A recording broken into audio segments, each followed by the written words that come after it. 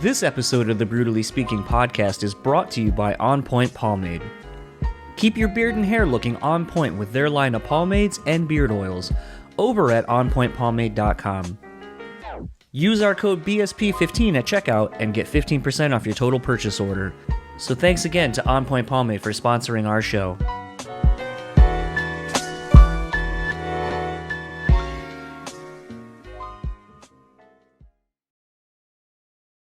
This episode is also sponsored by the Bean Bastard Coffee.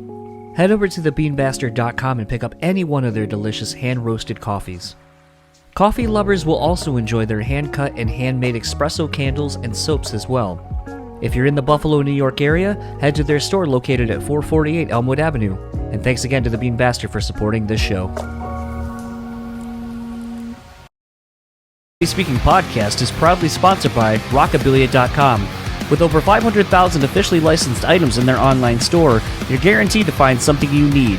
Use our code BREWtally and get 10% off your total purchase order. Now on to the show.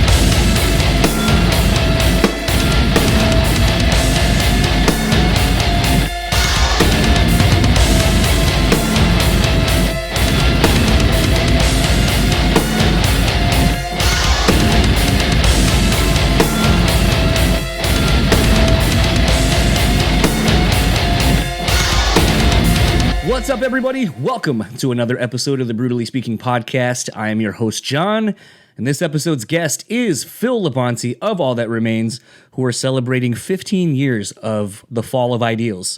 Holy shit. I honestly can't believe that the Fall of Ideals is 15 years old. I remember going to the store and buying the album when roughly right after it came out. I still have the CD. If you end up watching the video for this, you will see me pull out the CD that I still have because I am, I guess, a hoarder and I do not get rid of things. But this is a fun chat. I love having Phil on the show. I know he is a somewhat polarizing character to some people, but as I have said, I think every single time I've had him on the show, he has always been generous with his time with me. He's always outspoken first and foremost, and I think that's why he's polarizing to a lot of people. But for me, when a lot of people are like, oh, I just don't like him because of this, I don't like him because of that. And it's one of those where it's like you can disagree with someone's opinions, but it doesn't make them inherently a bad person. And sometimes, I think we forget that we can learn from people that we disagree with. I think Phil is one of those people who is someone who actually strives to learn. Learn about different gun laws, learn about our histories, learn about politics and so forth. And, you may not agree with his beliefs, but at least, and I've always given him this benefit of the doubt, he researches shit, which is more than I can say for most other people. So I will always at least love the fact that Phil is a man that takes time to read up and research things. Too oftentimes, people do not do that. Speaking of something I didn't even research, I bought this the other day for those of you potentially who are actually watching this, because I'm going to throw the video of what I'm doing up on the Patreon. But I have a Harney and Sons organic peach black tea. I saw this, as you kind of have heard on other things I've been doing. I've been kind of fighting a cold, and so just drinking lots and lots of liquids. And sometimes water gets a little stagnant, no pun intended. And so I ended up getting this tea. I love tea. I love black tea. I think I've kind of realized I cater to going to black teas first and foremost over a green tea or even just, a normal tea, quote unquote. But this is really good because something that I've been trying to get away from is drinking the overly sweet sugared teas. And looking for something that has more of kind of a natural sweetener. So with some of these, black teas and infusing, I guess, some of the flavors that are in these, I tend to find that I like that because it gives it a little bit of that sweetness. But growing up on sweet tea as a whole makes it a lot harder to just completely go away from that. But this has been a solid find. I'm going to have to look up some other teas that they had. I got this at a Gordon food service yesterday. I was super thirsty after eating enchiladas for dinner and wanted something just a little bit different that wasn't, pop or a Red Bull or something like that. So opted for this. But also... And there's my dog. Also figured it would be a little bit more tactful. When we have guests on that do not drink and that are sober, I like to make sure that we don't necessarily advocate drinking 100%, that there are other alternatives, and that this show does kind of give a platform for some people to talk about their path to sobriety if they so choose. I believe Phil and I have talked about that previously on one of our other chats. This was a lot of fun. We talked 15 years of Fall of Ideals. We talked video games, trolling. We talked moving and traveling, being from the East Coast, and so much more. So without further ado, this is my conversation with Phil Labonte, and I will talk to you all on the other side of it.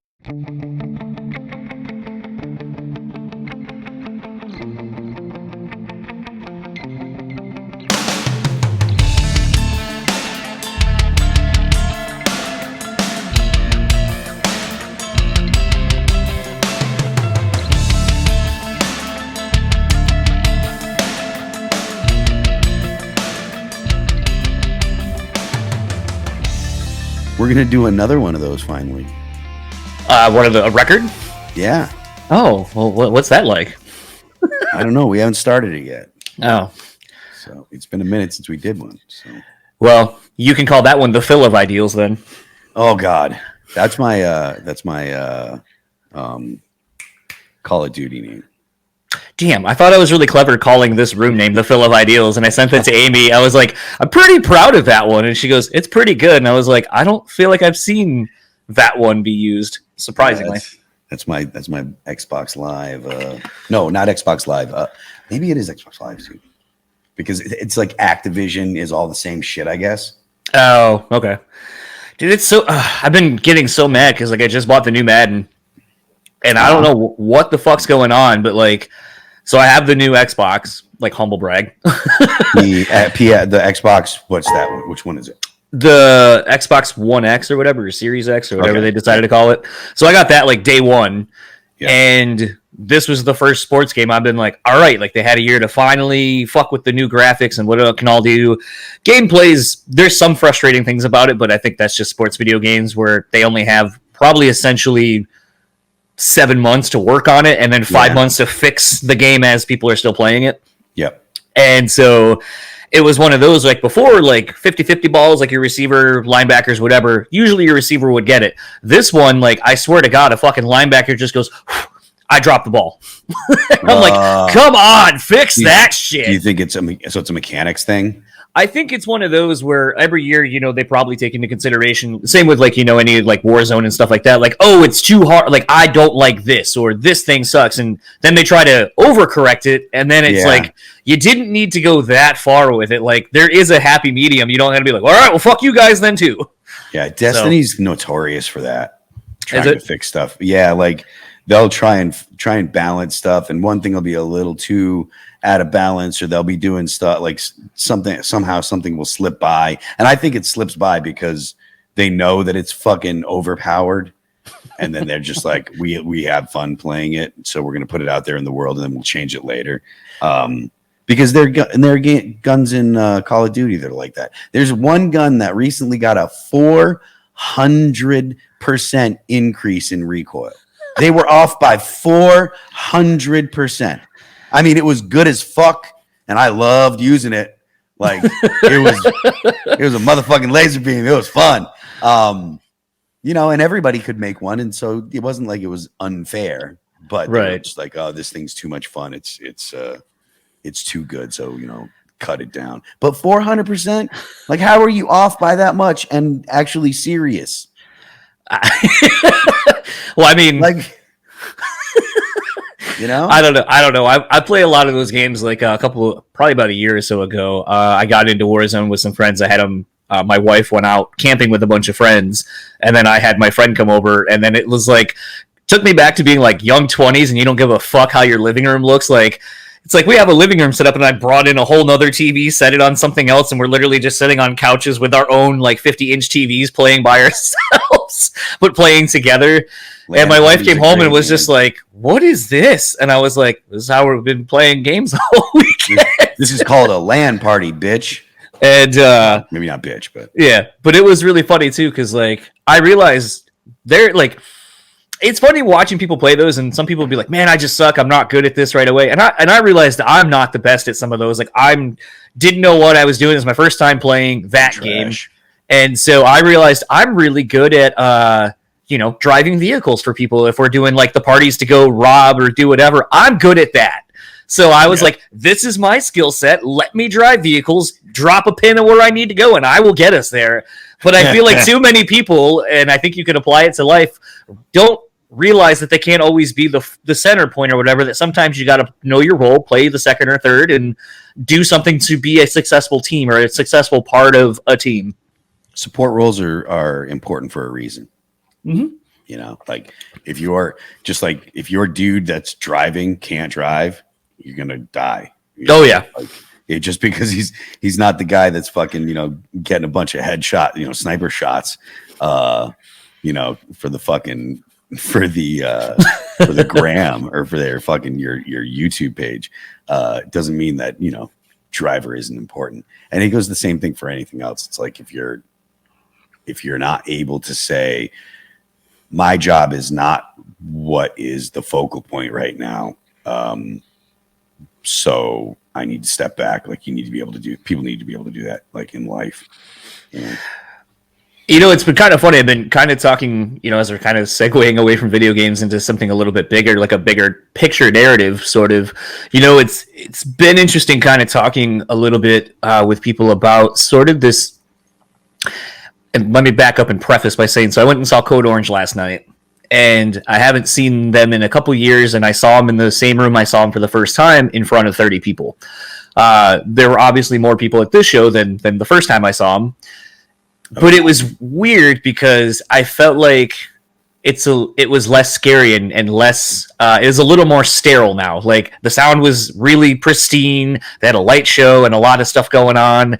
Sure. And it's one of those, like, where I watched it and I was like, and looking around at people, especially like during a song like Bleeding the Blur and stuff like that, I was like, I don't know if this band is for me anymore. Like, when I saw them on the Iron King cycle, like, I was like, this is like some real underground shit. I feel like I'm a part of, kind of sort of similar to like when the Fall of Ideals came out, and a lot of like the New England scene was kind of coming into prominence on a national level, that you sort of felt like I'm a part of something, and then it kind of tips over, and then you're just kind of like, I don't know if this is for me anymore, but I also don't know if it's for the people who are here, because when the band subsequently may have a dip, I don't know if these fans are still going to be around at that point. Yeah, I mean I think that's with any trend, right? I think that's part of trends. It's if you're able to produce content that people find compelling even when it's not trendy, and that that's a harder thing to do, but if you can do it, that's how careers are built. Like I know that Lisa Loeb is still out there touring, right? Like, she still does, and she does. I just saw she's in a Geico commercial. Most people don't know her for anything other than the one song that she did in the 90s, right? But she's still out there touring because she got her product in front of enough people where they're like, you know what, I like the deeper cuts and the other stuff, and and the follow-up things, etc. But that's just how you build a career. That's you have to be able to service your existing fans while also trying to make stuff that might bring in new fans. It's kind of funny you bring that up. I just put out the episode with Eric Martin for Mr. Big, and something I had kind of talked about with him is he's had a career that's essentially, I think, going on probably at least 4 decades at this point, between his solo stuff before Mr. Big continuing to do what he does, and then even kind of talking to him at the time, like in the early 90s, he did a song on my Sega CD Spider-Man game, like, back when that sync opportunity wasn't really prevalent like it is now. And to see him kind of doing a lot of VO stuff for video games and so forth in a time where, maybe it wasn't a great paying gig, but it was something that it was kind of new, and hey, he can diversity with his vocals, he can sound like other people. So, doing like these Guitar Heroes, but for singers, whatever that game was called, sure, yeah. and stuff like that. But, and I was complimenting him by going like, even if you aren't in the limelight and people know what you're doing, you are still actively working, and you've carved out such a career for yourself doing so many things that I think that's so admirable, and is one of those that I think kind of has set the groundwork for what a lot of musicians are doing now, where you see someone like Marv from Periphery doing VO for video games. You see the success that you guys had with the Fall of Ideals and Six on something like Guitar Hero, kind of taking it to a whole nother demographic and so forth, and he kind of was at the forefront of all of that. Mm-hmm. Yeah, I mean, I think that the internet and social media sites make taking a product that you make, whether it be songs or video content or whatever, it allows you to get your product in front of enough people where if you got a quality product, you can usually carve out a nice living, and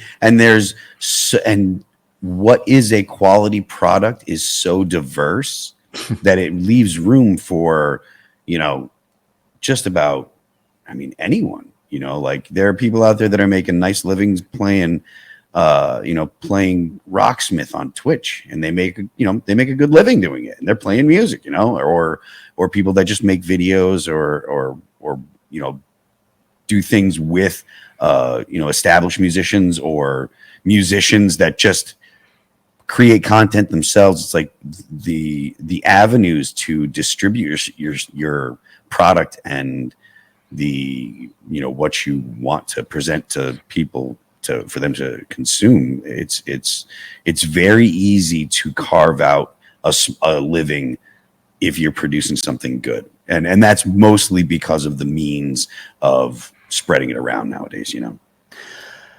With you kind of doing Twitch now, or having been doing Twitch for a little while now, and then even, kind of branching into, Patreons and stuff like that, where you're now having to, I guess, kind of commodify what you do. Have you always kind of been more, I don't want to say business minded, but was there ever really a turning point for you to where you kind of realized like, I need to kind of shift a little bit and kind of start diversifying what I do and what I'm known for? My actual situation is kind of interesting. There's a lot of stuff that I kind of like gave a half-hearted try to before I broke down and spent the money on putting an internet connection at my house in New Hampshire.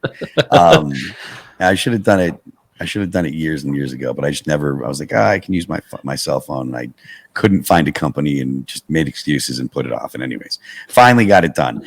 And so the opportunity to capitalize on all that remains stuff in a more content creation kind of way has really only presented itself in the past couple of years. And I wish that I had, like I said, I wish that I had paid more attention to it years and years ago and stuff. But, that doesn't change the fact that, All That Remains is still a brand that's been around for 20 years. And so people know that if I want to, and they know that I started the band. So it's, someone made a joke. Some dude was giving me crap on Twitter. And he said, "Weird." Yeah, I know, right? And he was just a troll. He wasn't like particularly bad. He was just some guy that was, looks to provoke people on the internet. And I have a blue check, and that's like, come here and provoke me. So one guy was just like, oh, at least his YouTube channel's doing well, because I have a YouTube channel that I, again, half-heartedly kind of, throw interesting things up there. I'll make videos for my patrons that are behind a paywall. So that's part of what I use it for.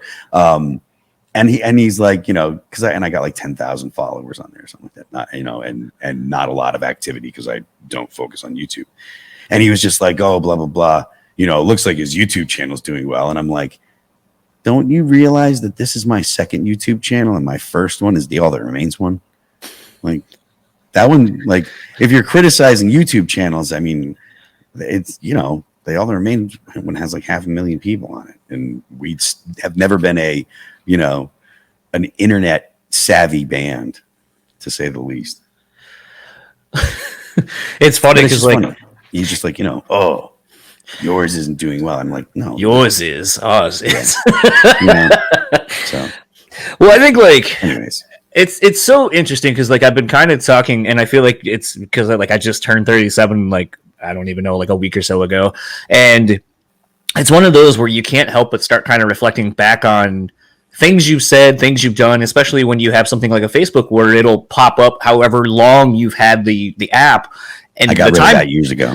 So. Right. And so it's funny that there will be times like where I'll see stuff and I'm like, God, I was such a fucking moron. Or sometimes I'll see something and I go, I should fucking listen to myself a lot more because goddamn, 8 years ago I said something and I'll be damned if I'm still not going like, yeah, that's pretty fucking accurate and I should have listened to myself even then. But it becomes weird when you start trying to see how we use social media. And, you know, something I've been kind of wrestling with is, and I think we've kind of talked about this sporadically in some of our chats, but, you know, you talk about people coming to you because, you know, you with a blue verified checkmark on Twitter almost becomes like you're the tall dude at a bar and some drunk asshole's like, you go fuck with that guy for some reason. Like it's just an open invite.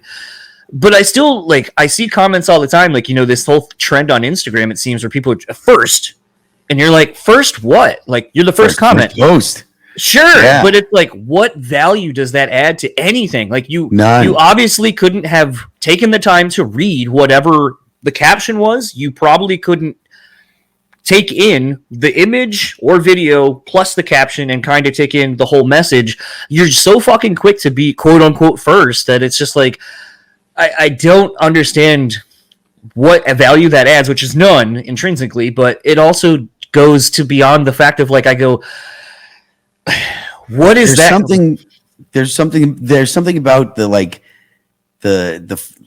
the underground internet kind of spilling into the like normal internet. Like that was the thing that like the Chans used to have a lot. Right. At 4chan, for those that don't know what that is. Yeah. At 4chan or 8chan or whatever. Yeah. And those are really the armpits of the internet. You know, that's where people go to it's like one step above, rotten.com or, you know, those kind of death voyeur, faces, which I've gone to. I grew up in the 90s. So like Cannibal Corpse and death metal were all gore. Like there was a ton of gore metal bands and you just kind of like, it went along with the whole thing. You like watching, you know, people get mangled in car crashes and, you know, faces of death movies and stuff. So, I mean, I could just say one word and you'll know exactly what it is, and anyone our age will, but like, you know, Tub Girl. Oh God. I don't want to talk about that. Yeah. But yeah, I don't. It's the same thing. That's where it comes from, and it's like spilling out into like the regular world. I think Tumblr did that, or is doing that too, and it's like it's spilling out into like the general population. So it's funny because I feel like you are, and granted, like you said, you're not on Facebook anymore. Apparently, you're not on Instagram, which was a surprise to me a couple of months ago. So now all you are on is Twitter, which some would say is the worst of them all because things just kind of go unregulated and unchecked. Do you feel that you kind of like that aspect of that a little more, where people can be a little more, I don't want to say honest, but can just kind of be them to a degree? I mean, I don't know. I'm not sure how much. Like, I don't know what I got booted from Instagram for. Like, they never said no email, no nothing, just like gone. You know, so I don't know what I did because I wasn't political on my Instagram page. Like, I would talk politics and opinions and stuff like that on Twitter, obviously. But it was never a thing that I did on Instagram. Like, that was all like lifting weights, shooting guns, and like food that I'm eating, you know. Sometimes guitar stuff, you know, and funny memes and videos, but like almost never political. So I don't know what I did. I I don't know that you can really speak your mind on. Maybe you can speak your mind more on Twitter than anywhere else, because it's like, but even still, there's like this tweet goes against the accepted narrative comments, which is, it's pretty crazy that that's what those things are. It's like, I've always been kind of like, hey, you don't want to give the government too much power, because you end up with bad things. And it's like no one learned anything from the global war on terror and stuff. So so they'll empower the government again, and with greater powers, because they haven't given up any of the powers they got when they started the war on terror. So it's I don't know that there is a place that is better or worse on the internet nowadays, and the places that are better for free speech are full of worse people that say because they got nowhere to go. Like, right. If you're like, hey, we're the place where you can say whatever you want, all the edge lords are going to head there and say all their edgy, crappy things, and then then the media is going to point and say, look at all these crappy people. We can't let these crappy people say these crappy things on the internet.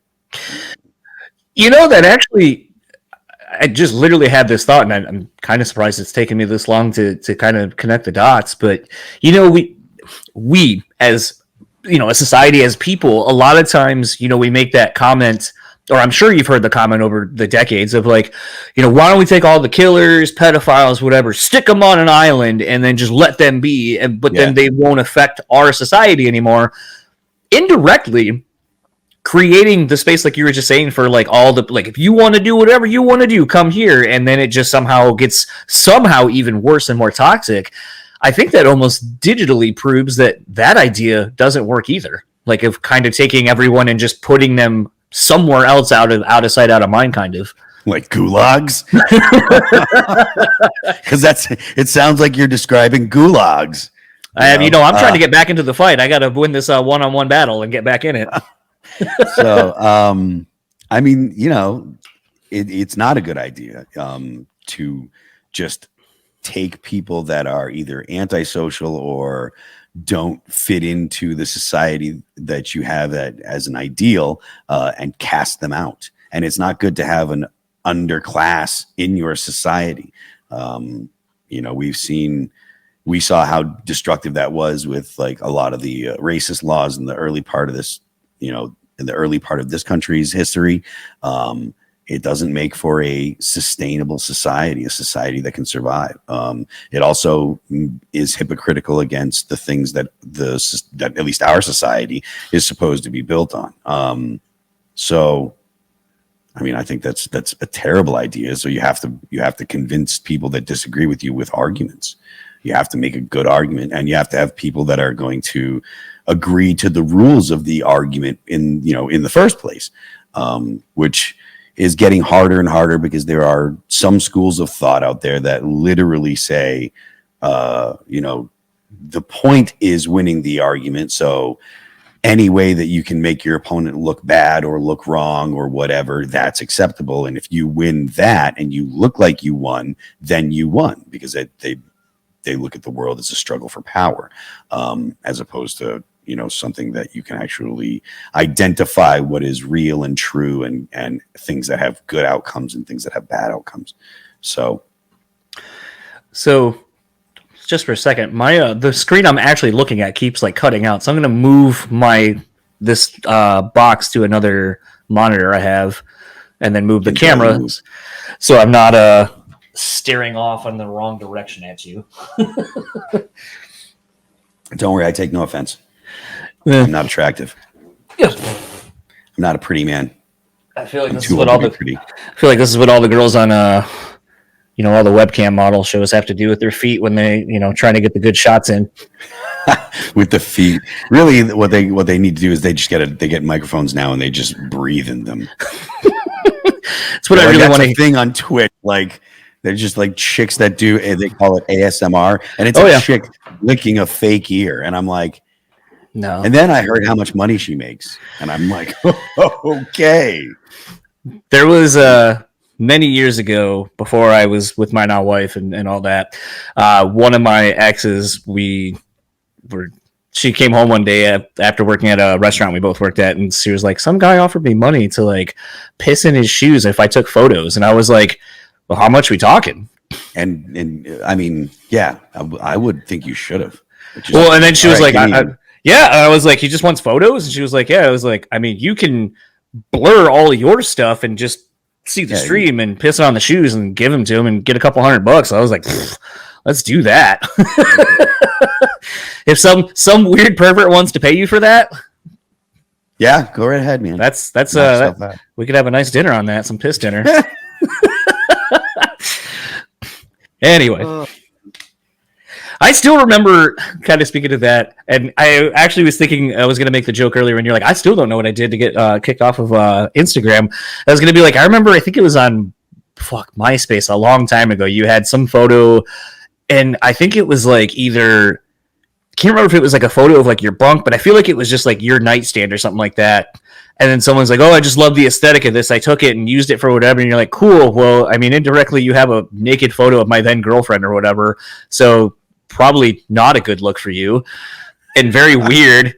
And then I was just like, and then I remember you deleted the photo and everything else. And then you're like, okay, so I realized I outed that I had a naked photo of my girlfriend as in this photo. So I just took it all down because now I don't want people being weird. So it seems like collectively you've always sort of had weird experiences on the internet. I mean, I've never been like, oh, I got to be careful what people might say or think. You know, I mean, I know that I'm not like committing murder or hurting anyone. Like I'm not out like, you know, trying to screw up someone's life. I know that I'm a pretty chill dude, so it's like I don't have to worry so much if I, you know, do something a little silly or boneheaded. I don't drink anymore, so those kind of instances have probably, you know, come down a little bit. But I've also never been all that worried about what people say about me, I guess. You know, at least not enough to be like, oh shit, I gotta worry. You know what I mean? Like if someone gets on Twitter and they're just like, you know, start railing on me, I'll be like, okay, I'm gonna block you because you're just kind of a dick, you know. But it's like, it's never been something where I'm like, oh, if I do this, are people gonna say something bad about me? I'm just like, I never really think about it. I never worry about it. So I think one of the bigger interesting things to me, you know, obviously you're very outspoken about your political beliefs and, you know, you share a lot of them on Twitter and so forth. But I love the fact that there are people that you've known, like, you know, someone like a Justice, someone like a Doc Coyle that you've known for almost the entire length of your band. So like your whole career of 20 some odd years. And I love the fact that if those people are still able to be your friends when they knew you way back in the day to now, I feel like that should speak to a bigger narrative of how we as people should be, where it's like, I don't have to fucking agree with you, but I can still be your friend and we can have our differences. And sometimes it's in those differences where we can help each other learn about a differing side of something and have a discourse versus a disagreement or an argument. That speaks to, or the circumstances you're describing are real. There are people that share just a different philosophy, and a philosophy where if you are, you know, if you don't have the opinions that they have because they believe they have the correct opinions, if you don't share their opinions, or if you say things that challenge what they think or what they currently believe, they take it as an attack and they look at it as if it's an insult, and it's not. But there are people that, you know, behave as if an opinion that they don't like is something that they need to, I don't know, do something about. Yeah. So I feel like, and it's all one philosophy. It's like, it's all coming from one area, you know. And so I'm not, and that's as far as I'm going to get into it. But there's one group out there that's like, hey, we're not happy unless you're doing all this shit right. And if you don't do all this shit right, we're going to make a stink about it on the fucking internet. So I just, you know, I have always at least appreciated the fact of too often now we have people who will just spout something they haven't researched, haven't looked up, haven't whatever, and nothing beyond a headline or some stupid rhetoric that they've heard somebody else say, and they just take that as fact and keep going forward with it. I feel like, at least like with you and Doc, the thing I do like is that you are researched enough and have taken the time to be able to go, well, then there's this, and then there's this, and then there's this, and to be able to speak on it with fact. And so to me, it's one of those where I don't know if that's our age thing, since we're all, I think you guys are a little bit older than me, but I mean, it's like we're all almost 40, past 40s, whatever. And I think, it's almost that whole thing of like when you did a book report, show where you got your work from. Where's your bibliography to cite your sources and so forth. And I feel like we are that generation that still does that. And I feel like we're kind of the last to do that. But then the weird part is even when we do that, it's like, well, that's not a credible source. And it's like, well, there's a motivation to be right, and there's a motivation to find I don't like to use the term the truth, but a true solution. Right. So if you're dealing with people that are looking at it as a performance, the argument is part of the point. Excuse me, I apologize. The argument is part of the point. So those people aren't looking to have a resolution or to understand someone else's opinion. It's all assertion. It's all about what they believe, what they think, and proving the other person wrong. That's just one way of approaching it that some people do, and that has nothing to do with what political perspective you have. That is the way that you approach a disagreement or someone that has opinions that conflict with yours. And then there are people that can, actually have a conversation, take what the other person is saying, and fully believe they're full of shit, and still be like, that's okay because they're my friend. And when I say full of shit, I don't mean like lying, but just being like wrong, right? Like you're totally wrong, and you can still look at that person and have a charitable view of them. And to me, I don't think that's hard, but some people do find that hard. So kind of, I guess we'll kind of get off this and kind of get on to why you're actually kind of here to promote something. 15 years of the fall of ideals. Yeah. This fun thing that I pulled out of my CD thing from when I bought it back when it came out. So this thing probably doesn't play anymore. The downfall of CDs after you would play them. It's been kind of interesting. Like I said, going to see Code Orange a couple of days ago, the Furnace Fest thing that just happened this weekend, seeing so many bands kind of from this era, a little bit before even, and just nostalgia kind of hitting. So it's almost apropos that we're talking about this record, or, a record from back then now, with it being so heavily on my mind. I remember this coming out, and for me, I think the first song I had heard was This Calling. I don't remember if it was like a promotional single or something, but because I think the actual was that the first single? That was the first single. It was the first song we wrote for the record too. Okay. Couldn't see, like, back then I don't have that recollection of like, oh, this was the first single, because we didn't have as many, like, the internet really didn't exist. You didn't have as many avenues to go, here was whatever. So it's still interesting that like a song like that, because it, for the most part, outside of the chorus, it's got blast beats, it's fucking heavy and fast. So for that to be the first single, I remember being like, wow, this still sounds like All That Remains from even like This Darkened Heart and so forth, but it has now the kill switch kind of cleanness to it that Adam had kind of perfected over the years of working with essentially everybody, and just kind of perfecting his craft as a producer. Let's kind of go back and talk about working with Adam, because correct me if I'm wrong, was this the first time you had worked with Adam? No, we did Darkened with Adam as well. Okay.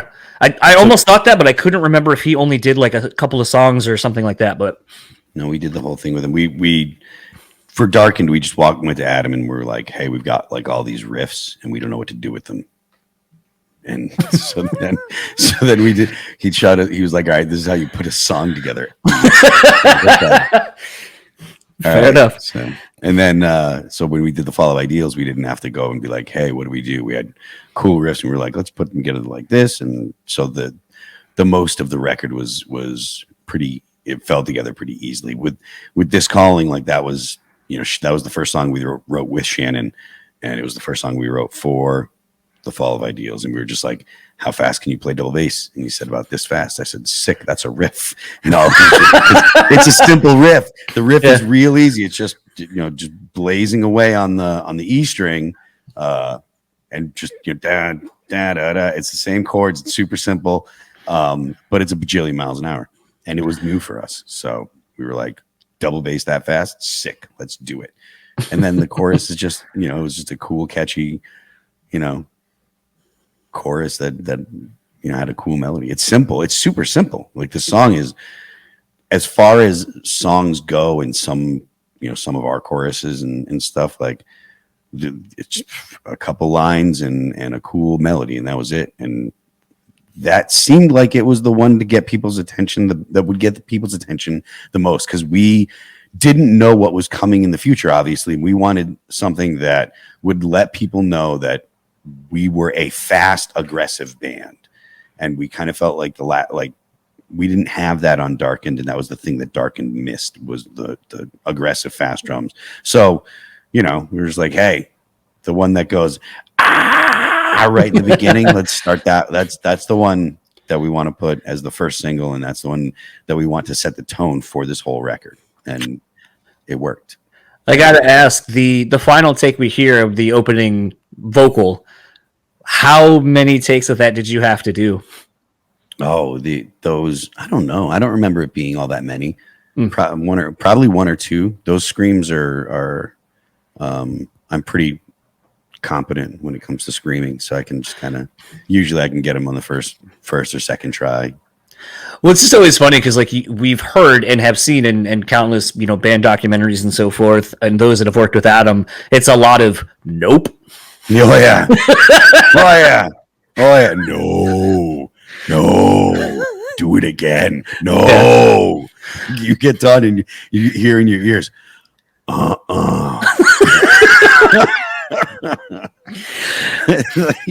doesn't tell you anything. It's just you're in the vocal booth and you just hear, "Oh no, do it again." You're like, okay, I guess this is how it is now. Well, I think that's having had a few different producers on it and just kind of loving watching the creation of things and so forth. Everyone kind of has their different thing. You look at someone. Well, I think. Hold on. The best one from Adam is this one, right? Because you're behind him, and this is the one that's great.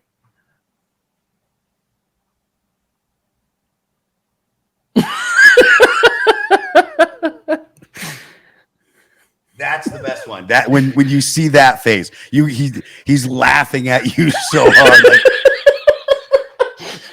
Do it again. That's when you're really delivering peak performances. Well, I think it's funny though, because it's my friend Josh, who lives and works out here in Michigan, that did the new Lorna Shore record, has done countless records.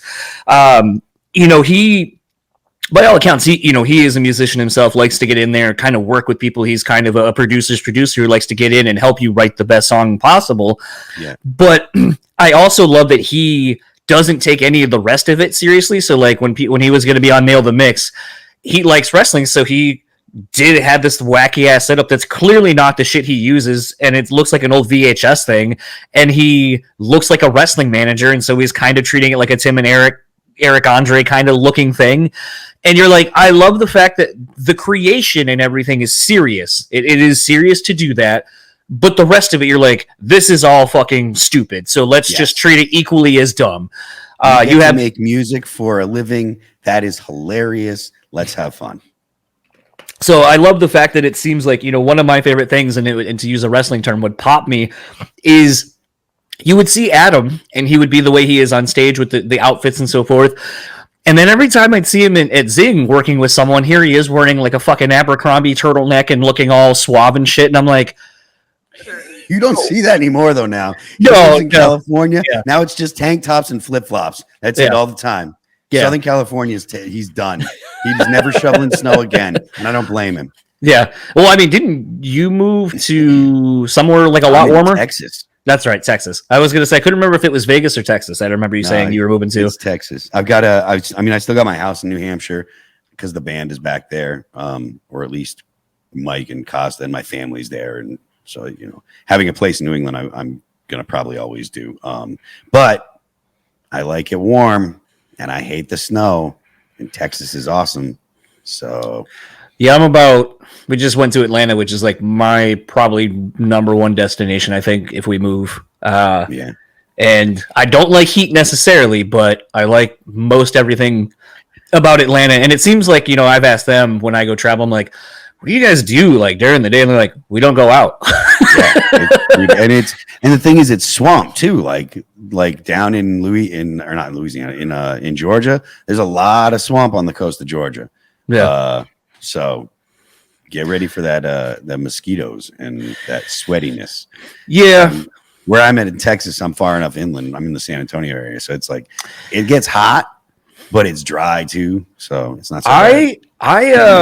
We went to San Antonio earlier this year for the first time, and we've been to Austin and San Antonio. We still got to go check out Dallas and maybe Houston to give it the full shake. But San Antonio, and I know they kind of joke about this, but I was like, San Antonio felt kind of like Portland, but not remotely as cool. I've spent a little bit of time downtown, but I don't know that I could say that the San Antonio area feels like Portland to me. It's definitely not as cool. It's hot as hell down here, but I like it. Yeah, I think I'm sorry, Austin. Austin felt like that. Felt like it wanted to be Portland, but just of the South and hot instead of weird. Austin, it makes sense for Austin to be like that. That's the capital, and that's where the a lot of people that are moving in from out of state are moving to the Austin area. So. It's so weird because I feel like even when I was in Atlanta this last time, I kind of picked up on the fact that I don't feel like anytime I travel anymore, I find true natives of where we go. Like there's a couple of friends that I've made that are from Atlanta, have always lived in Atlanta, and you can tell right away when they start talking that they are from there. I feel like a lot of times, one of the funniest things about going to Oregon was like straight up hanging out with my friend that was out there, and there's someone that spray painted keep Portland local, and I was like, I would say a good probably 75% of you motherfuckers aren't local. Whoever probably tagged that has probably lived here for 2 fucking years and thinks that they're, local now. It's a weird LARPing of sorts, Yeah. In New Hampshire, I lived in my place in New Hampshire for a decade now, or I've lived in the town that I'm in. I've had my house for 8 years. And that just now I'm starting to feel like, okay, I can legitimately say like, I'm from New Hampshire, and before this, it was an hour south in Massachusetts, but still in the, in Western Mass and not in like Boston or whatever. But just like when you move there for 2 years or when you've lived there for 2 years or whatever, like that, you're still new. If you've been doing something for 5 years, that's still kind of new. 5 years is kind of new. 10 years is not new, I think. But unless you're talking to like people that are 60 that have lived there for their entire life, then you got to shut up and be like, well, yeah, okay, I am new. Well, I mean, I think it's hard for me because I still identify as an East Coaster, growing up in Delaware, although I've lived here in Michigan more of my life than I ever did in Delaware at this point. But I think because I still have functional memories of being like a young adolescent and then moving here when I was like 13, 14, there's still a lot of what I grew up remembering going through school and stuff like that it's like, it still is kind of a culture shock at times when I see things or remember how things were different geographically, but I still maintain the East Coast is just a whole nother vibe. I mean, I can't really think of anywhere you can go where you can travel an hour or whatever and the slang and dialect is so much different than, an hour in another direction. I mean, like I like to joke, Virginia, it's got its own dialect and slang. Boston's got its own. Rhode Island's got its own. Delaware's got its own. Philly, John's. Like, I've been saying John's a lot lately. And some people are like, John's, what's that? And I'm like, it's anything and everything. And that's all you need to know about that. Like, it literally, like, oh, I'm going to go pick up the new All That Remains John later tonight. Like, but I mean, it's so funny because it's like I can't think of any other area of the States that has such regional dialect like that. Like, you go to the South and you just turn the Southern up. Yeah. You go out West, it's kind of more chill and laid back. But like being from the East Coast and just kind of seeing it, like 95 quarters got a lot of motherfuckers. Seriously, you go from fucking DC all the way up to fucking, Portland, Maine. And so your Mainers and your New Hampshire coastal people are very similar. Boston and Rhode Island and stuff are similar. Connecticut, New York, and Jersey are all the fucking same until you get down to Philly, once you get out of Philly, it's like the next big thing is probably like the Virginia kind of dialect and stuff, but there's a lot of that in New England, and it's mostly because there's a lot of motherfuckers up there. The only place that has as many people is, the Southwest, like Southern California, like as many people in a small area. And like, that's like Hispanic and white bread, that's the vast majority of California. So, I was going to try to segue back onto the record, but I feel like this is just kind of still an interesting topic. I do like. You're right. You're right. The South, it is. The further you go in the South, you just turn you turn the South up more until you hit like Florida, or like not even just like the Panhandle is still super Southern, but once you get just south of like the Panhandle, then it's all just New England again. It's all the Northeast. Everybody that's down there is from like Rochester or fucking Long Island or Staten Island and Connecticut, and they're like, screw this, we're going to fucking Florida because the winter sucks. Because it does. It does.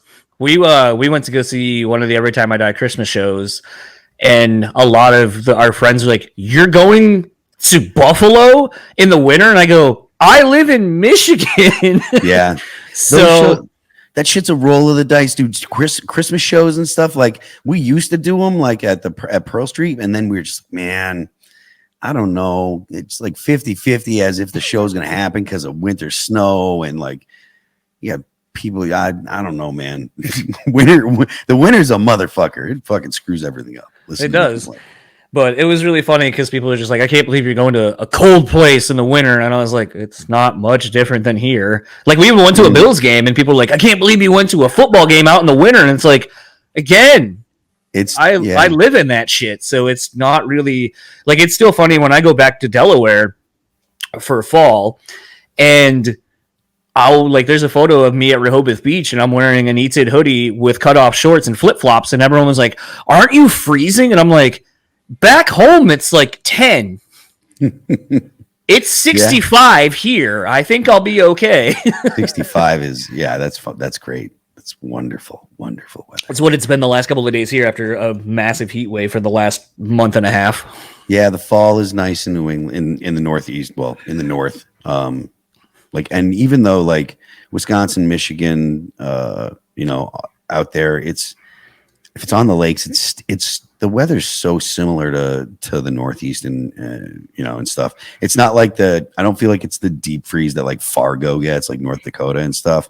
But it can be cold as a motherfucker, How long until you start just wearing flip-flops and tank tops like Adam? I mean, now that you're in... Fair enough.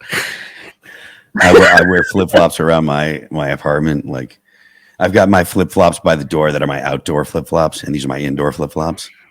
So my wife just learned why I put my flip-flops in front of the AC vent. So they don't get hot. No, so when you slip into them to go walk in them, they're like ice cold, and it's a nice little. Yeah. So, okay. Yeah. She put them on the other day, and she was just like, "Oh, these are so nice." And I was like, "Why do you think I kicked my flip flops in front of the vent?" And she goes, "I don't know. I just always thought you were an asshole and stuck them there." And I was like, "No, I put them there so they get cold." But yes, I am an asshole, and I put them in a walkway. But that is why.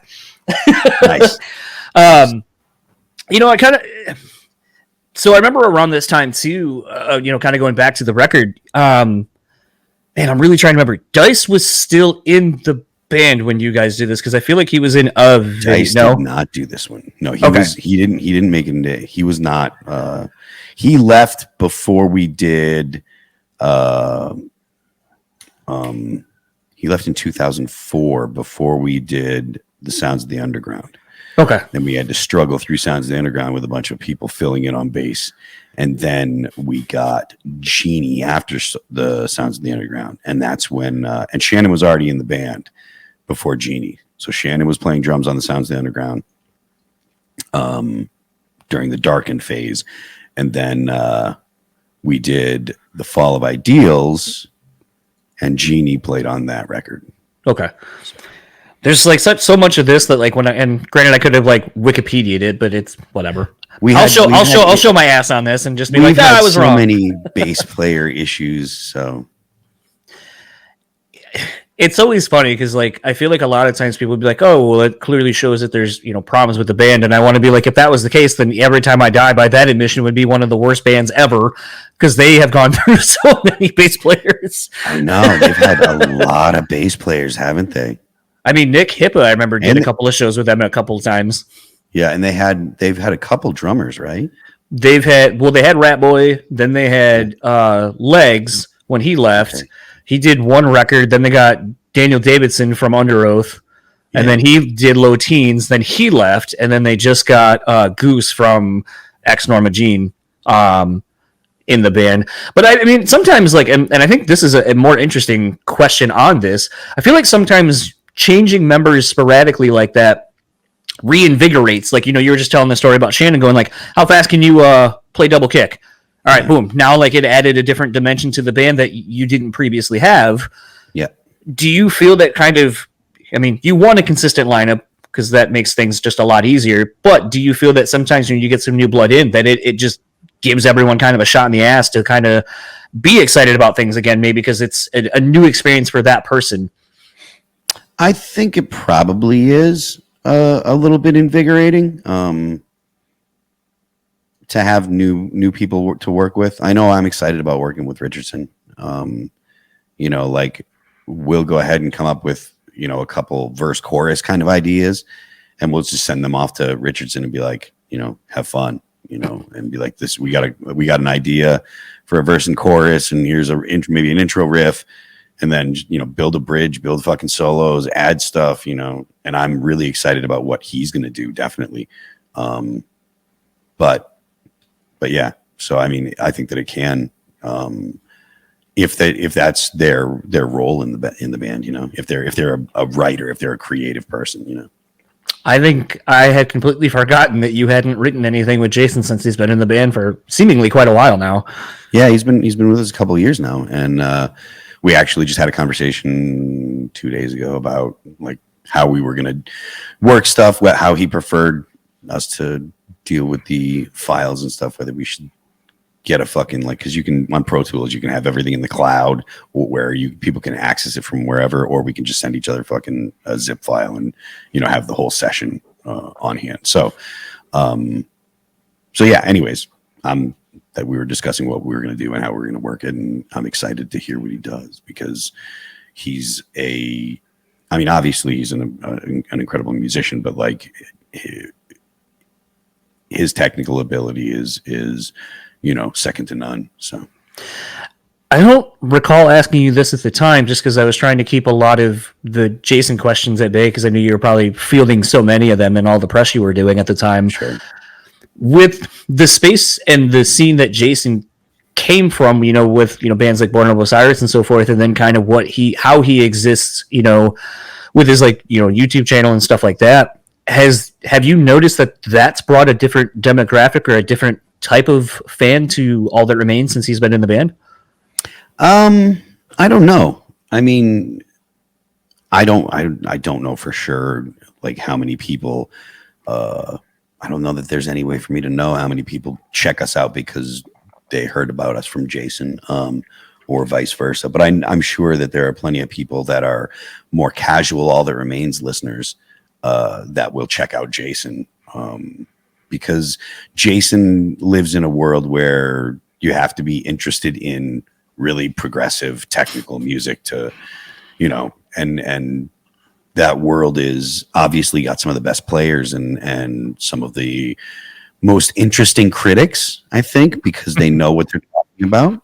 Mm-hmm. And that's not like being a, they'll tell you that if they don't like something or if they're criticizing it, they'll tell you, and they'll tell you why, as opposed to, someone that's, just a casual listener to music that says, well, I don't like the way that this sounds or that sounds, or I don't, it's, at least the criticism I feel like is from someone that knows what they're talking about, as opposed to just someone that tells you what they think about something. Everyone thinks something. I don't give a shit what you think, like I want to know what, like, if there's an actual, like, serious musician that's like, hey, this could be better, or that I don't like, or whatever, then fine, cool. I respect that. But just because TJ found a webcam doesn't mean I give a shit what he likes and doesn't like.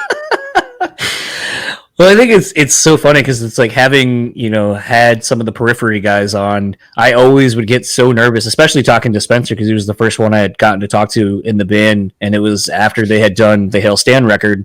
Mm-hmm. And I was like, I know. Love that. And I was like shitting bricks because I was like, this band is so important to their fan base. Like, if I ask a stupid fucking question or like whatever, I know I'm going to get fucking roasted. Yeah. And thankfully, I haven't gotten any bad comments on any of the stuff that I've done with any of the dudes. Good. But it's one of those, like, I think because I have a healthy respect for it. Like, I literally went to my friend who is one of those, super big Periphery fans, is like, I remember their music like this yeah, kind of. But he also is a musician, sort of like you were talking about, where I've like, that dude can fart out better songs than most people would try to sit down and write. Unfortunate, like, to the point, and I'm going to put him over, he tried out for one of Carly Coma's side projects and basically was offered the job. But Carly's like, look, you're diabetic, you live in another state, da-da-da-da-da-da. Oh, shit. So it's, if you want it, the gig's yours. But I would hate for you to completely uproot your whole life for this thing that's probably not gonna be much of a thing. But I mean, I think that, like, for those who don't know Candiria or like how insane that fucking band is, like, I think that speaks to the level of playing that my friend is capable of. So it's one of those where I highly respect him as a musician. And so when I was like, okay, I'm talking to these guys, like, fucking school me, give me anything that would be interesting that you would want to hear talked about or whatever. But I think that's the other thing, is I at least have the healthy respect for things, even if I'm not super knowledgeable on them, to go, I don't know everything. Let's go find someone who does, and then kind of glean what I can from them.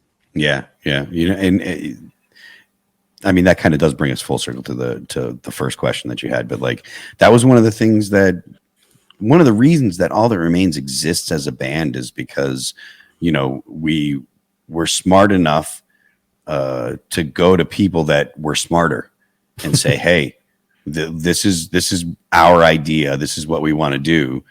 Can you help us get there? And that's really, that's all it is, because there's an amount of talent, and sure, there are people out there that are super talented and they can go ahead and sit down at a computer or DAW and do a whole fucking record, right? So there's super talented people like that. But not everybody in the music industry is like that. Some people are just like, well, I've got, these ideas, and how do I make these into the song that I'm looking for? And there are tons of musicians out there that you can work with, or producers that are like, oh, I know how to, help you come up with or help you achieve your goal, having the ability to go ahead and say, I trust this person and I'm going to listen to them. And the reason I say this is there's so many people out there that go and spend the money or time or effort to get with a producer, and then they fight with the producer, and it's like, why are you spending all this time and effort to go to this good producer if you're not going to listen to this good producer's ideas, which is fine. Like, it's fine if you want to do it all yourself, that's cool. Why are you going to go and waste everybody's time by going to the producer and giving him money so that way you can tell him how your song should go? Yeah. He'll do it for you, I'm sure, because he'll be like, oh, this is an easy paycheck. Put that check in my hand and you can go ahead and walk around the control room and bark at people for 8-10 hours. I don't care. I got the check, you know. But you know, when someone and listen to the answer. When you guys had kind of, you're talking about on This Darkened Heart, basically going to Adam and being like, here's a collection of stuff and riffs, help us formulate and write songs. When you guys were coming in with this, like writing and pre-proing basically and demoing what would become the Fall of Ideals, did you have a sense of like, this is such a, I don't want to say a giant leap, but this is such it's, because you were talking about like something like This Calling with the chorus, like that was kind of what was missing on This Darkened Heart, like kind of the bigger choruses and so forth. When you're writing a record like this and you're kind of in the infancy stages of it, does it feel like it's already going to be something special, something bigger, and what it would kind of become? Or was it still too early in the process to kind of see that? Yeah, it's like when we're starting to write stuff, it's early in the process. All the records kind of look the same when you're starting to write, your ideas and get your demos and stuff together. Once you get your demos together and start tracking stuff, then you can start to see if it's going to, start panning out the way you wanted it to. And so I didn't really realize it until Adam, we were getting close to the end and Adam looked at us and he's like, this is a really good record. He's like, you guys did something really good here. This is going to come out really good. We're like, oh, sick. That rules, like, wow, cool. So yeah, you do the best with what you have, the ideas that you have, and try to make them as, flesh them out and have them come out as good as possible. Sometimes things come to fruition. Sometimes they don't. And so sometimes half a record becomes the way that you want it to come out, and then the other half doesn't quite get there. Sometimes you get like 2 or 3 songs that are sick, and then you feel like the rest of the record's meh. Sometimes you get a record, that has, a good balance, but none of the songs are like really huge standout songs, So, you do your best and hope you can make stuff that is compelling to people. What was the reaction when you turned it into the label? I mean, everybody said they liked it, but I felt like that's what everybody says all the time. So I'm not going to mention. Your label's not going to be like, oh, this is it. Well, I mean, I guess your label might be like, oh, this isn't good enough or whatever. But the thing is, they don't start doing that until you've already done something. You have to get their attention. So right. Like we did the Fall of Ideals, and that came out after the Fall of Ideals, and then Overcome. Then they were like, oh, we'll pay attention, and then people have ideas. That's when the label, that's when you start getting people that are like, oh, I think we should do this, and I think we should do that, and you're like, where the fuck have you been? Like, what do you mean? You have done nothing. You haven't worked with us at all up until this point. Now you've got a job here, and you have ideas. Cool, go away. It's just kind of funny because I know a lot of bands, especially with the advent of podcasts being popular and getting to do more of these, where you're able to talk about the recording experiences, possibly relationships with management, labels, whatever, going south. Which is nothing new, honestly. People have been talking about it for decades, but I think people are being more vocal about it as it's kind of currently happening. But it's one of those, like, I mean, like I had a conversation with someone yesterday, and they're in a big band. They are working on a new record, and they were talking about how they're doing their stage plots and stuff like that for their upcoming tour that's going to get announced. And then I was like, so we're getting a record announcement? Because I know seemingly you're done with that. And he goes, no, we put in our 2 singles, and the label was kind of like, what else you got? And then so he was like, so we're submitting the rest of the record, and maybe we'll have to go make some tweaks and stuff like that. And I was just like, man, it's that side of shit that just gets so interesting that it's like you said, it's like, and to this person, I had even made the comment, I was like, you guys are kind of such a DIY kind of band like you guys record your own stuff, like you do your own thing, Okay. producers, all that kind of stuff, and you've clearly had lots of success and like radio success.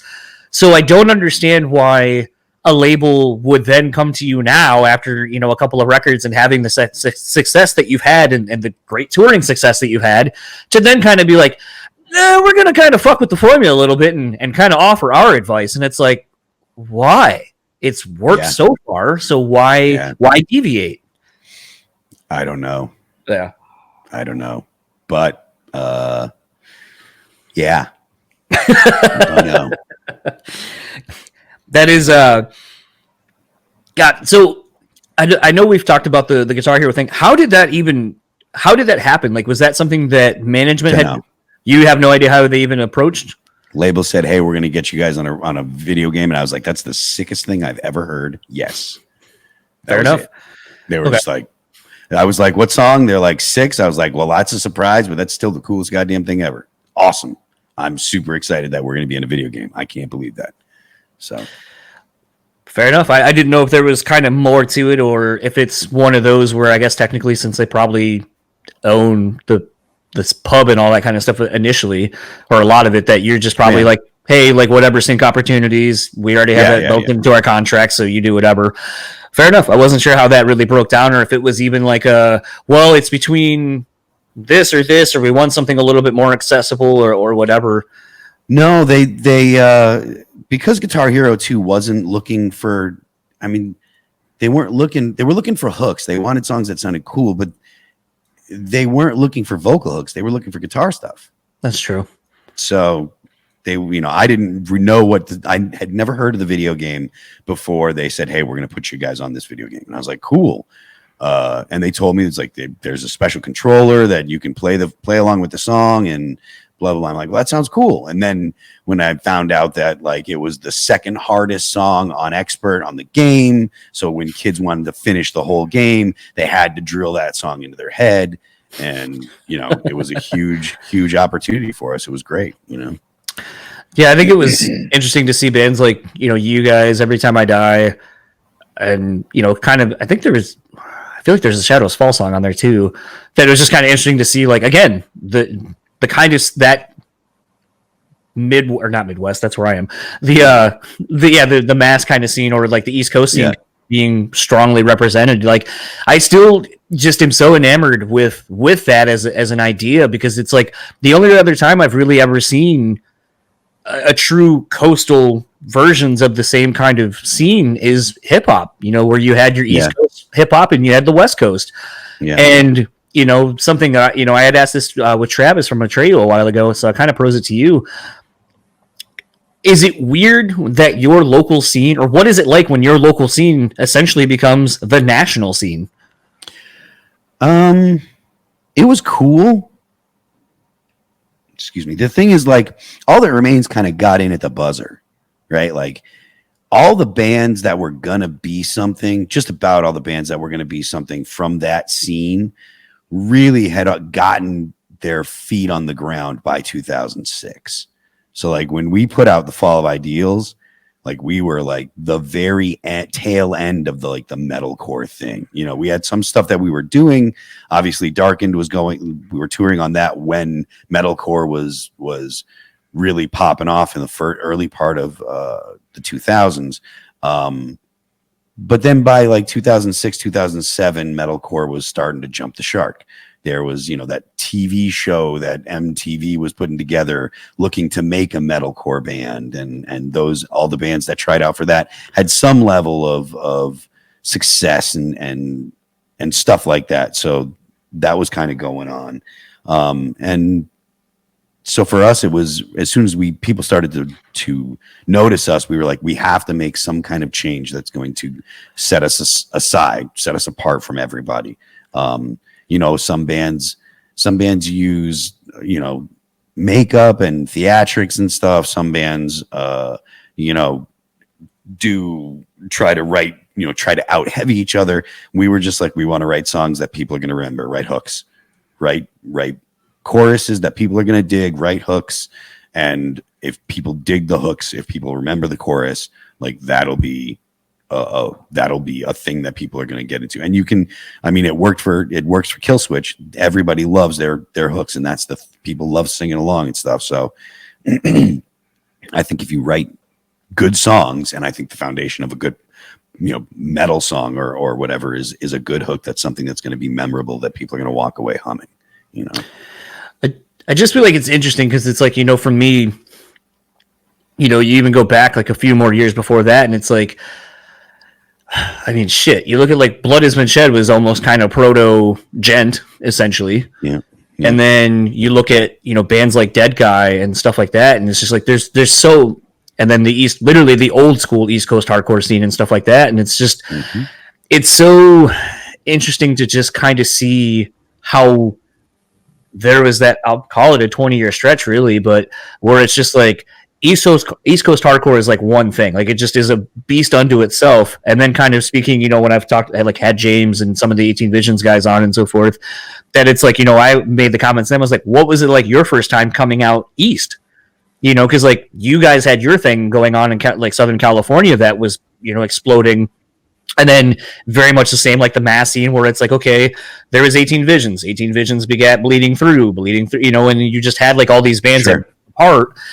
And I was like, so, I mean, what was your first experience coming out East and so forth? And he's like, oh, I remember, because we were fashionable, whereas, the East Coast was more blue collar-y kind of looking. And he goes, and I remember all of us getting called faggots and getting spat on the first time coming out here. He goes, but then we'd come back the next time and everyone looks like us. Yeah. And then so it's like it's interesting when you kind of have like that cross-pollination of sounds once you're able to kind of start getting to either coast and seeing what else is out there, because it was proto the internet. So if you didn't have tape trading or whatever, like, or comic, yeah, I mean, the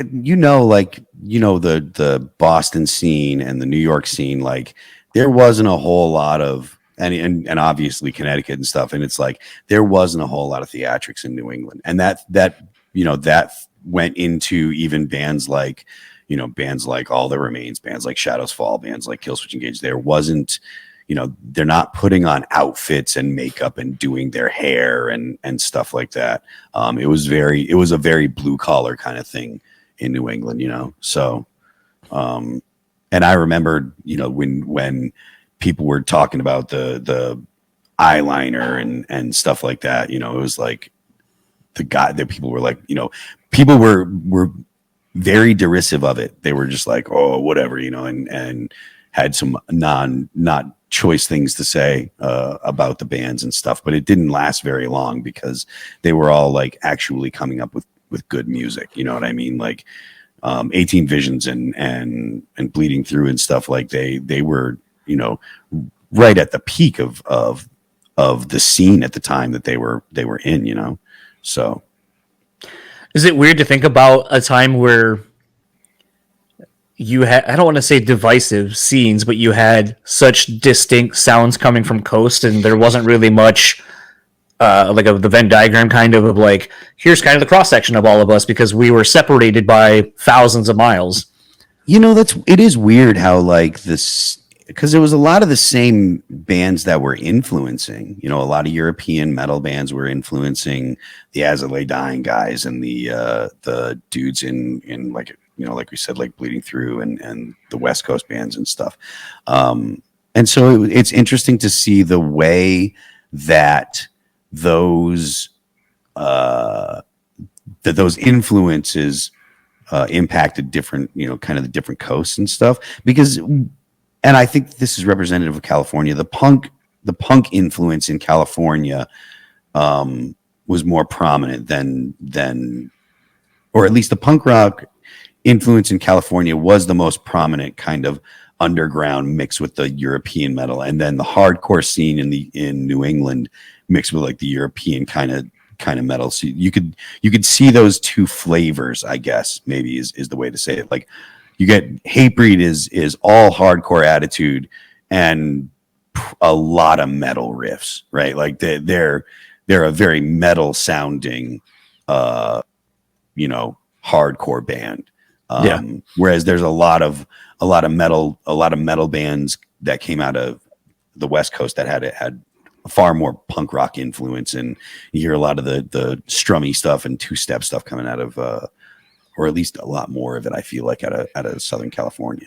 So it's just always interesting to kind of be able to now go back and kind of talk to someone like yourself who's a little bit older than me and can kind of recall going to shows and kind of seeing more of that, where it was like, this is kind of all we knew, and then here comes, you know, the Yankees coming from somewhere else, and, you know, they have their own take on essentially what we've been doing, quote unquote.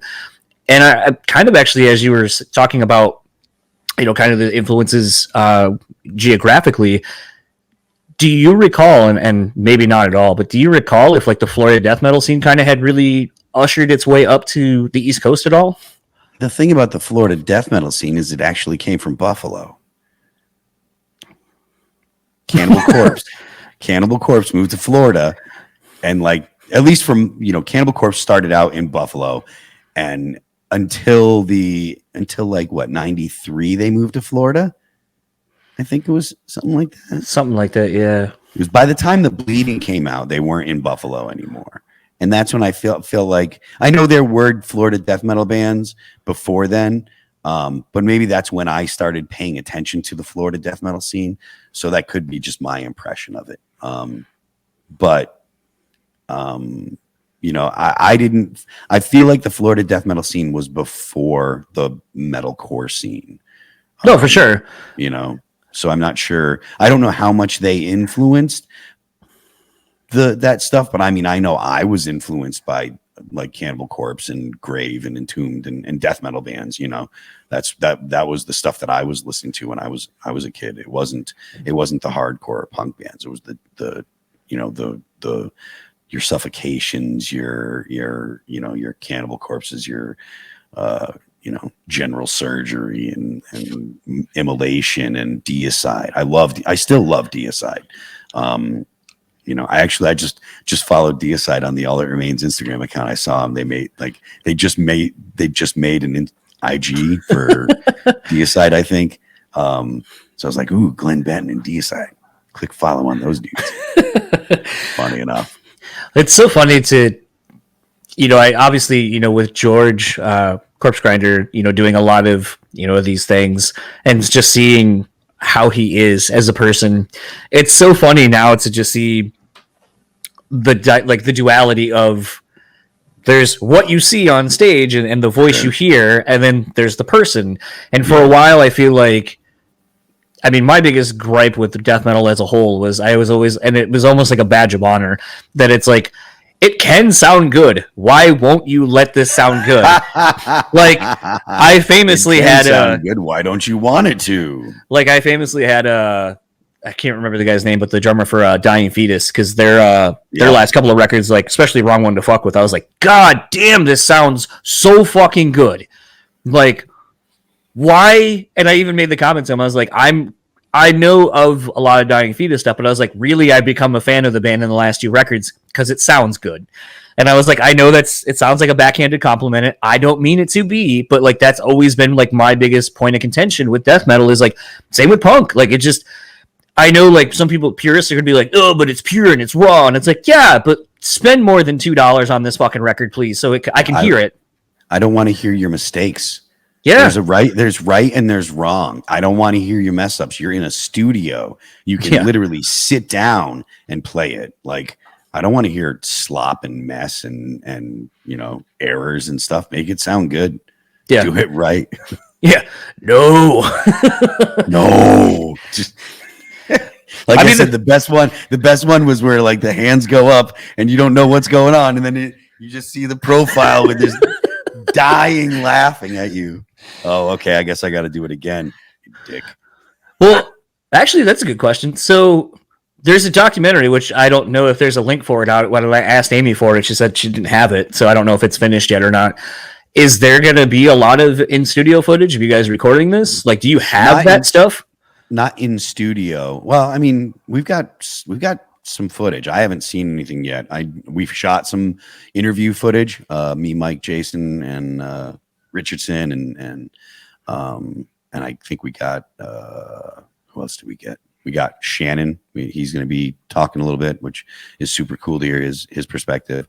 We're going to have some people from the label and, stuff like that. So talking about the fall of ideals. Adam D is on it. Yes.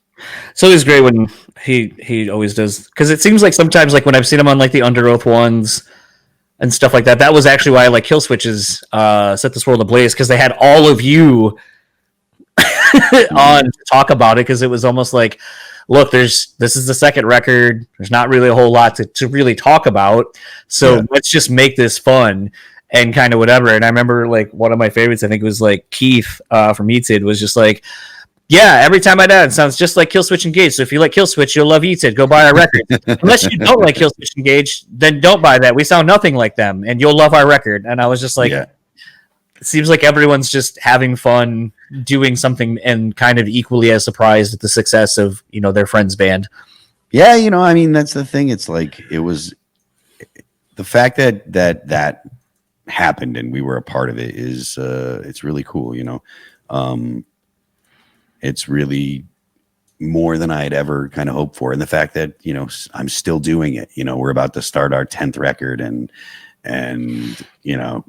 we still have people that come out to our shows. I mean, people still care. It's one hell of a blessing if you're into those kind of words. I also like the fact that you guys still take the time to play stuff from all facets of your career. I mean, you're not going back to like, I don't recall the last time seeing you guys going all the way back to the first record, but I know you still play stuff off of This Darkened Heart and stuff like that. So I love the fact that even though you've had more success with some of your more recent records, that you still will go back and pay homage to like the longtime fans that are coming and checking you out.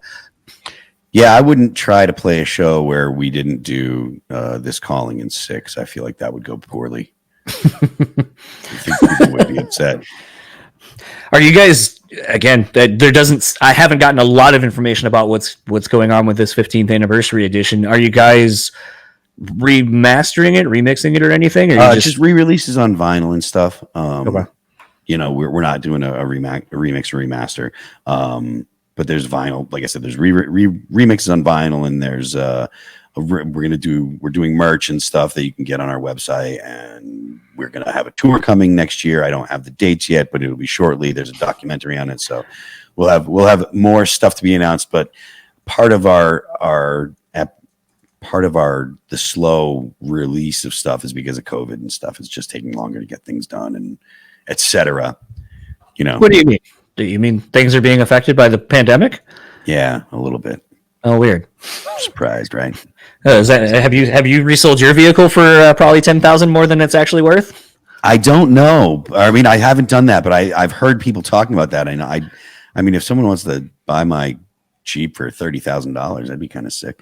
I just saw that if I were to sell my car that I bought 2 years ago, which is still only a 2016, I can still get about what I paid for it. Actually, a little more than what I paid for it initially. Wow. Because they sell it and get a new one then. It's kind of we were actually talking about doing that, my wife and I, because she was like, well, if I turn in your car, we could trade it in for something newer, and then we can take my car, and then basically so we're trying, doing that whole adult thing where you're starting to look at your finances going like, all right, what can we do? Grown up people, This is stupid. Yeah, it is. I just want to sit around and watch football and play video games and I end up doing things like practicing piano now. How is that going? It's fun. It's cool. Like, I don't know how to play anything. I can play chord progressions, but I don't know how to play like anyone's song, because that's not really why I want to learn how to play piano. Are you? I'm not worried about being able to play like, cover songs. I want to be able to write stuff, and so. Are you like going through a teacher and learning that way, or just online classes, or just the internet, man? There's plenty of information on the internet. It may not be as organized as if you go to a class, but you can learn just about anything on the internet if you really want to. Sincerely, like you can find books and stuff on just about any kind of, especially if you're dealing with like history or mechanical things like electrician, like doing. I wouldn't redo your house, but at the same time, I say that, but at the same time, my homie like sat down at his house and a wiring book and learned how to and wired his whole house. He bought an old house and he was like, oh, I'm going to redo this. Sat down for a weekend with the wiring book and with the fucking, stripped out all the wires and redid all the wiring in his house himself. He's not particularly gifted. He's not stupid, obviously, but he's not like, I wasn't like, holy shit, this guy's brain, how does he fit in his head, So I have this, I've been thinking a lot more about, with the pandemic and with a lot of kids getting homeschooled and a lot of parents seemingly, the joke is now even with like, I think it's called Common Core math or something like that, where the math as you and I learned it 20 some odd years ago or 30 some odd years ago is not how kids are learning how to do math now. Like you and I might get 10 plus 6 equals what? All right, 16. Don't really got to show the math necessarily. And if you did, it'd be like, okay, 6, yep, drop down the 1, boom, there it is. Or if it was like something where it's like, all right, 15 and 6 is, 21. All right, well, then add the 2, and that becomes this. So that was how we learned. And now it'll be like, okay, so you have 10 and then 6. And like, it's just like this whole stupid way of doing it. And you're like I've seen videos where someone was comparing like how someone was doing the Common Core math or whatever. And they literally walked off camera. It shows them making a sandwich, doing all this other shit, and then coming back and they're just writing 16. Like it's not that hard, but it's one of those where it's like, okay, I guess it like explains it a little bit differently or whatever. But it's been making me think more in light of the technology we have and the ability to learn the way, like you just said with the piano, like you can go on the internet, your friend learn how to wire a house from the internet. That I feel like those of us who want to learn have the capability to read and understand and comprehend, that I don't really feel like traditional schooling really needs to be a thing the way it is. I feel like schooling now should almost be more of like a giant life skills like place to learn. Like, here's how you learn to like fill out a fucking rental agreement. Here's how you learn how to do your taxes or find someone who can. Here's how you learn to like potentially read contracts and stuff like that. See, that kind of stuff is out there on the internet. If parents take an interest in teaching their kids those things, the resources have never been more plentiful and more available. But it still takes a population of people that want to teach their kids those things. It's feasible that there could be demands that those become curriculum in public schooling, which I'm personally, I'm not a fan of public schools. But if they're not going to be taught in public schools, there are more resources available to parents at this point in time than there ever have been in human history. Parents have never had the ability to teach their children more things than they do at this point in history. So it's up to parents to do it. If you want your kids to know things, teach them. You can show them how. You can find the information on the internet. All it takes is a little bit of I want to do this and do it. So don't complain about what people don't know if you're not teaching your kids the things that you think they should know. Don't leave it in the hands of the state, because the state's going to teach them what the state wants them to know. I think one of the biggest eye-opening experiences like that I recalled recently was, I think it was like 6th grade. We had to come up with a budget. Like, they gave us a flat amount of money each person. You had to find a apartment, you had to buy groceries, you had to do all these things.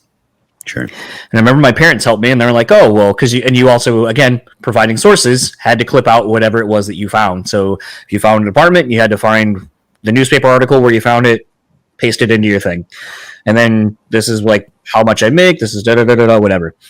So I remember my parents like, oh, well, this person, these utilities are included. You don't have to pay for this.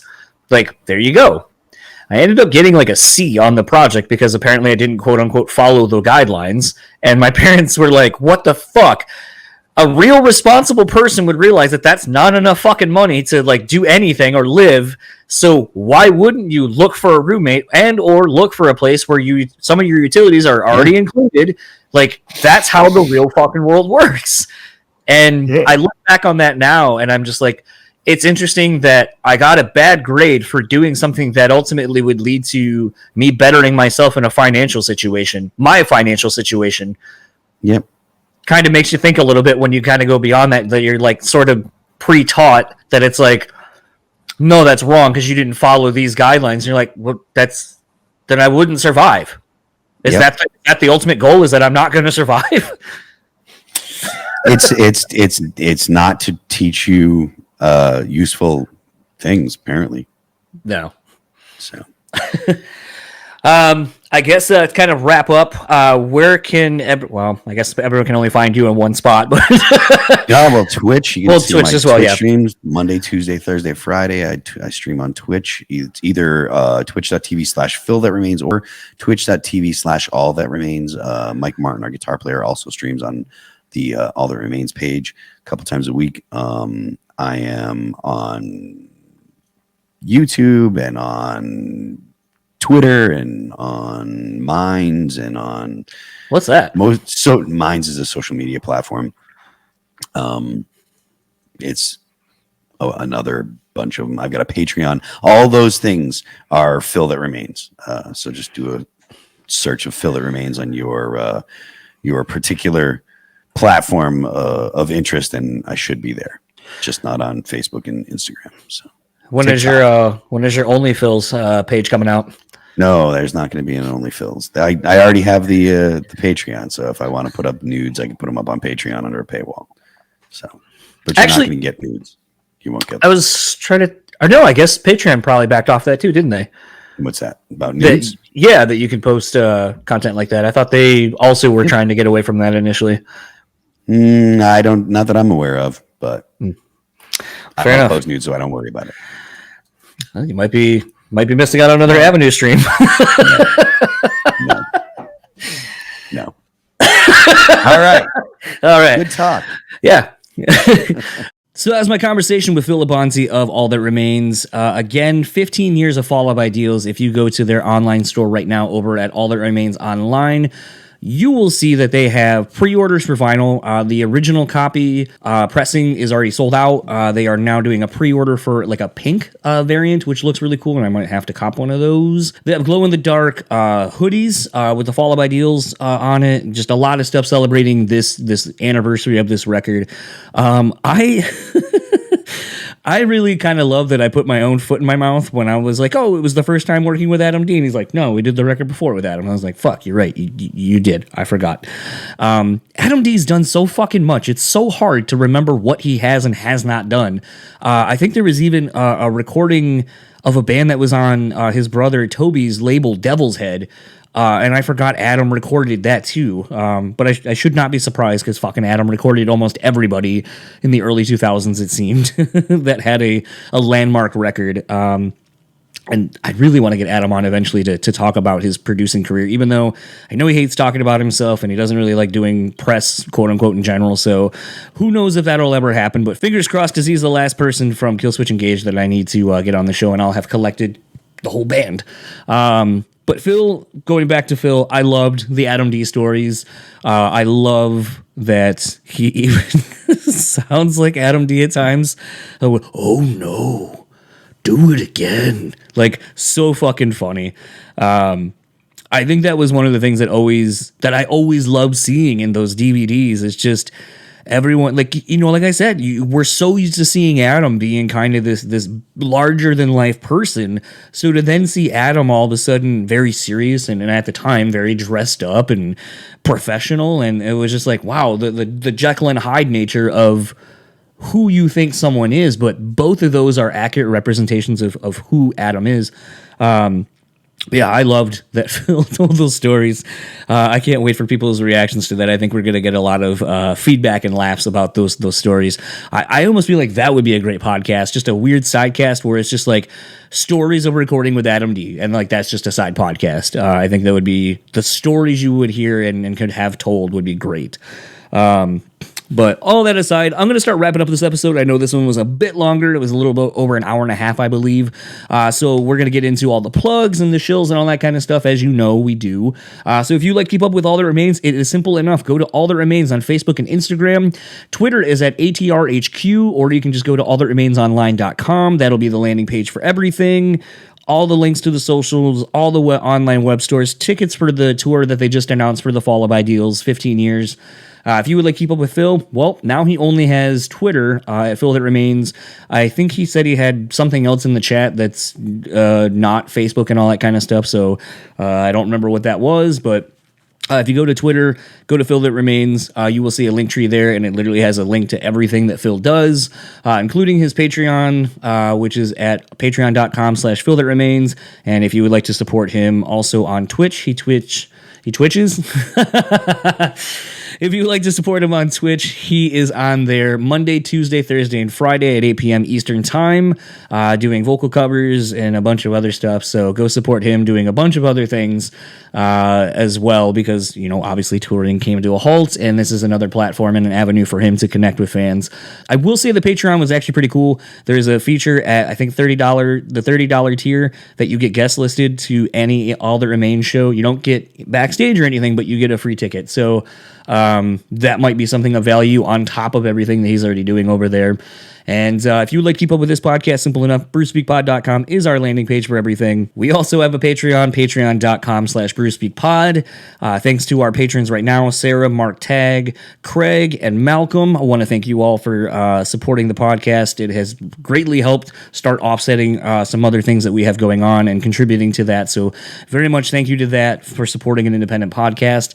And for the BREWtally Speaking Podcast, I am John, and we will be back where next week's episode is, well, you know what? Honestly, I'm not entirely sure what it's going to be, because I am working on getting somebody, and potentially, if that pans out, that is going to shift everything by at least a week, but I'm not entirely sure. So you may be getting that guest, or you're going to get Malcolm Brickhouse of X Unlocking the Truth, now of his own namesake. So I guess you're going to have to stay tuned for another week on the podcast and find out who it ends up being. So until then, we'll talk to you later. Sucked. Oh, that fucking sucked. Shao Kahn, what'd you think? That was pathetic. Yeah. Coach, what'd you think? Fucking embarrassing! Okay. I mean, I knew it was gonna fucking suck, but I think those guys were a little rude. Austin Powers? How about new? Okay, I thought we were gonna get the Austin Powers vote. We did not. John, use that for your podcast. It fucking sucks, but you knew what you were getting into. It will result in less listens. You're gonna see a decline in listeners if you start the show with that.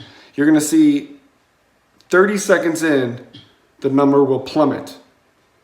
And I will be there at the bottom of the plummet saying, I fucking told you, don't use this fucking riff. It sucks.